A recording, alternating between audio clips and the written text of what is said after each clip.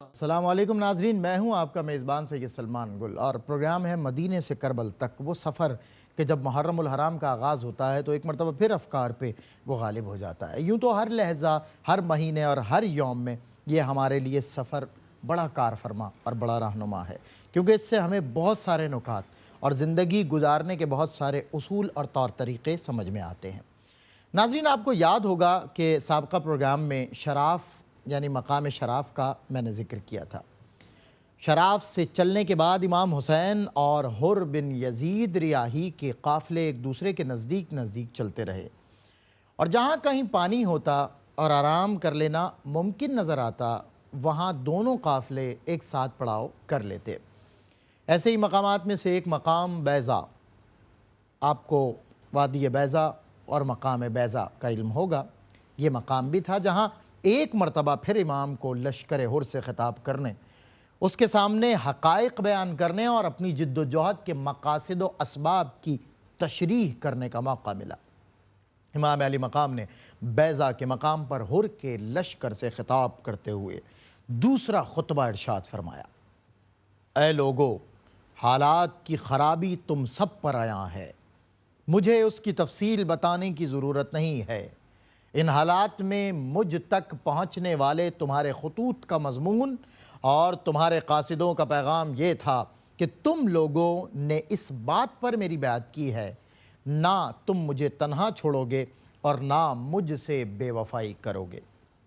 اب اگر تم اپنی بیعت پر قائم رہے تو کامیابی اور ہدایت حاصل کرو گے، کیونکہ تم جانتے ہو کہ میں حسین بن علی فرزند فاطمہ بنت رسول صلی اللہ علیہ وسلم ہوں۔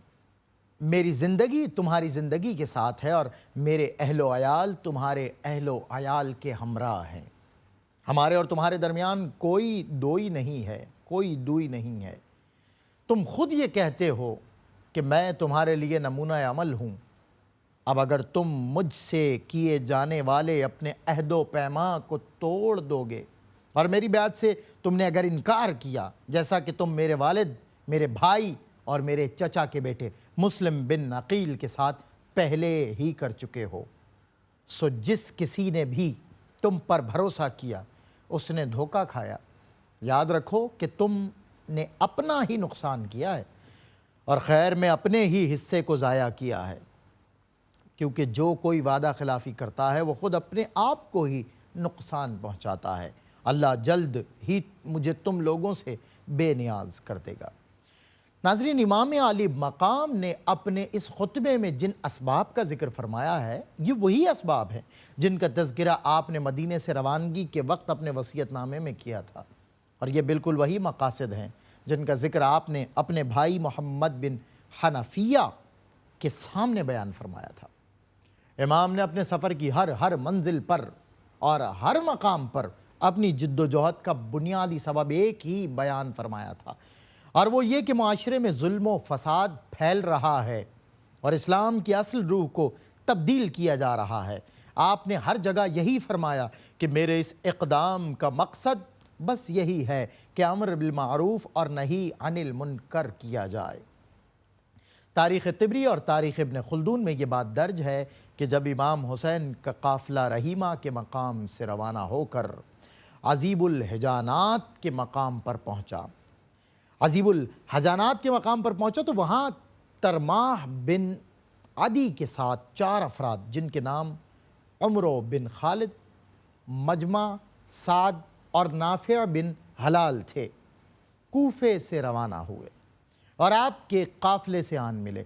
یہاں امام علی مقام سے گفتگو کرتے ہوئے ترماح کے ساتھیوں نے امام سے عرض کیا کہ ترماح سارے راستے ان چند اشعار کی تکرار کرتا رہا ہے اور اونٹ کو ہکانے کے لیے آواز نکالنے کے بجائے انہی اشعار کو دہراتا رہا ہے۔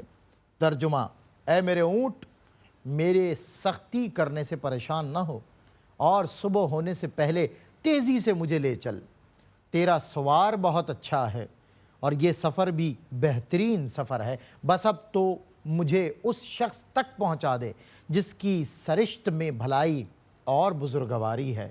وہ عظیم آزاد، بے باک اور وسیع القلب ہے اور اللہ نے بہترین کام کے لیے اسے یہاں بھیجا ہے۔ اے اللہ، تا ابد اس کی حفاظت فرما۔ امام حسین نے پہلے تو ان محبت بھرے اشعار کی تعریف کی اور بعد میں فرمایا کہ خدا کی قسم ہمیں امید ہے کہ ہمارے بارے میں اللہ کا ارادہ خیر پر مبنی ہوگا، اور اگر ہم مارے بھی گئے تو کامیاب ہی ہوں گے۔ اس کے بعد امام نے ان لوگوں سے اہل کوفہ کے خیالات کے متعلق سوال کیے۔ ان لوگوں نے جواب میں عرض کیا کہ اے فرزند رسول، کوفہ کے بڑے بڑے لوگوں اور سرداروں کو ابن زیاد کی طرف سے بھاری رشوتیں ملی ہیں، اور باقی لوگوں کے دل آپ کے ہمراہ ہیں، لیکن ان کی تلواریں آپ کے خلاف ہیں۔ اس کے بعد انہوں نے امام کو ان کے قاصد قیس بن مسہر صیدادی کے مارے جانے کی خبر دی۔ یہ خبر سن کر امام نے افسوس کا اظہار فرمایا، دعائے مغفرت کے بعد یہ کلمات ادا فرمائے، اے اللہ ہمیں اور انہیں جنت عنایت فرما، اور ہمیں ان لوگوں کو اپنے جوار رحمت میں اکٹھا کرتے ہوئے رکھتے ہوئے اپنا ذخیرہ شدہ بہترین ثواب عطا فرما۔ اس کے بعد ترماح نے گفتگو کا آغاز کرتے ہوئے کہا کہ اے فرزند رسول، میں نے کوفہ سے نکلتے ہوئے بیرون شہر لوگوں کا ایک ہجوم دیکھا تھا۔ جب میں نے ان کے اکٹھا ہونے کا سبب دریافت کیا تو لوگوں نے کہا کہ حسین ابن علی سے مقابلے اور ان سے جنگ کی تیاری کر رہے ہیں۔ اے فرزند رسول صلی اللہ علیہ وسلم، آپ کو خدا کی قسم دے کر کہتا ہوں کہ آپ سفر سے واپس چلے جائیے، کیونکہ مجھے امید نہیں کہ کوفہ کا کوئی ایک آدمی بھی آپ کی مدد کے لیے آئے گا۔ اور باقی لوگوں کا ذکر تو خیر جانے دیجئے، اگر صرف وہی لوگ جنہیں میں نے وہاں دیکھا تھا، فقط وہی لوگ آپ سے جنگ کرنے کے لیے آ جائیں تو آپ کو قتل کرنے کے لیے کافی ہوں گے۔ جبکہ اصل صورتحال یہ ہے کہ روز بروز ان کی قوت میں اضافہ ہوتا جا رہا ہے۔ ترماح نے امام کو مشورہ دیتے ہوئے مزید کہا کہ اے فرزند رسول صلی اللہ علیہ وسلم، میرا خیال ہے کہ آپ اور آپ کے ہمراہ ہم بھی احبا کے علاقے کی طرف چلے جائیں، جو ہمارے قبیلے بنی طے کا مسکن ہے اور بلند و بالا پہاڑوں کے دامن میں واقع ہے۔ یہ علاقہ اس قدر محفوظ اور دشمن کی دسترس سے دور ہے کہ ہمارا کوئی دشمن آج تک ہمارے علاقے تک نہیں آ سکا۔ اس جغرافیائی اہمیت کے علاوہ اگر آپ 10 دن اس علاقے میں قیام فرمائیں تو ہمارے قبیلے کے تمام افراد سوار اور پیادوں کی صورت میں آپ کی مدد کو آ جائیں گے، اور میں خود وعدہ کرتا ہوں کہ اپنے قبیلے کے 20,000 شمشیر بکف بہادر آپ کی مدد کو تیار کروں گا، جو آپ کے مقاصد اور پروگرام کی تکمیل کے لیے آپ سے پیش پیش آپ کے دشمنوں سے لڑیں گے۔ امام نے ترماح کی اس پیشکش کے جواب میں کیا فرمایا؟ اللہ تمہیں اور تمہارے قبیلے کے افراد کو جزائے خیر دے۔ ہمارے اور اہل کوفہ کے درمیان عہد و پیما ہو چکا ہے، اور اس وعدے کی موجودگی میں ہمارے لیے واپس پلٹنا ممکن نہیں۔ اب دیکھتے ہیں انجام کیا ہوتا ہے۔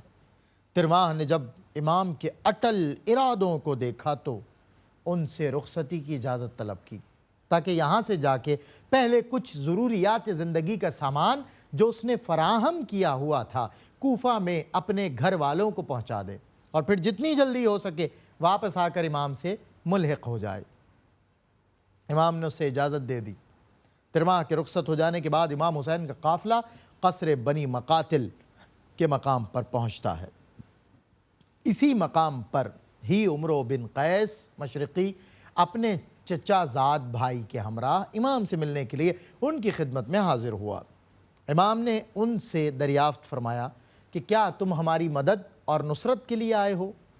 ان دونوں نے جواب دیا کہ نہیں، ایسا نہیں ہے، کیونکہ ایک تو ہم کثیر العیال ہیں اور دوسرے یہ کہ ہمارے پاس لوگوں کے اموال تجارت ہیں، ہمیں نتیجے کا علم نہیں اور ہم مناسب نہیں سمجھتے کہ لوگوں کا مال و دولت ہمارے ہاتھوں تلف و برباد ہو جائے۔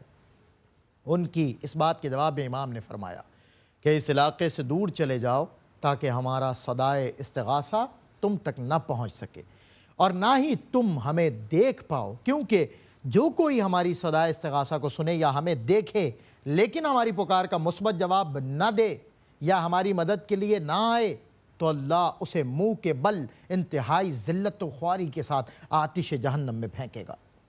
امام کا یہ جواب سن کر وہ وہاں سے چلا گیا، مگر بعد میں وہ واپس آیا عین اس وقت جب یوم عاشور کربلا میں مارکہ آرائی عروج پر تھی، اور تاریخ طبری جلد 4 صفحہ نمبر 245 میں یہ بیان خود اسی کی زبانی موجود ہے کہ عاشور کے دن جب میں نے دیکھا کہ لشکر کوفہ نے امام کے ساتھیوں کے گھوڑوں کے پیر کاٹنا شروع کر دیے تاکہ وہ ناکارہ ہو جائیں، تو میں نے اپنا گھوڑا ایک خالی خیمے میں باندھا اور پیادہ ہو کر دشمن پر حملہ کیا۔